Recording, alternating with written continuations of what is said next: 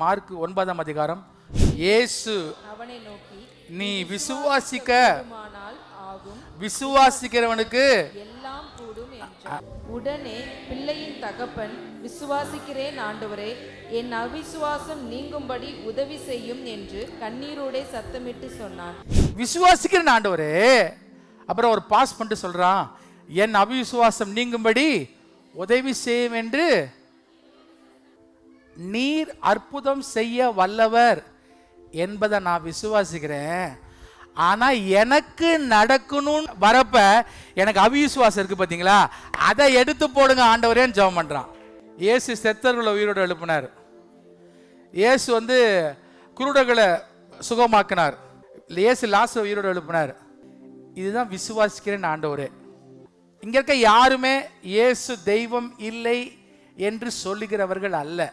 இயேசு உயிர் தள்ளவில்லை என்று மறுதலிக்கிறவர் அல்ல. இயேசு அற்புதம் செய்யவில்லை என்று மறுதலிக்கிறவர் அல்ல. உங்க எல்லாருக்கும் அந்த விசுவாசம் இருக்கு. ஆனா என்ன ப்ராப்ளம்னா, எனக்கு செய்வாரா? இயேசு அற்புதம் செய்வார், இயேசு அதிசயம் செய்வார், இயேசு சூழ்நிலைகளை மாற்றுவார் என்கிற அந்த பொது நம்பிக்கை என்கிட்ட இருக்கு. ஆனா எனக்கு செய்வாரா? யார் தெரியுமா அந்த டவுட் வரும்? People only believe by seeing. யார் தெரியுமா அந்த டவுட்டே வராது? வசனத்தை கேட்கிறவர்களுக்கு.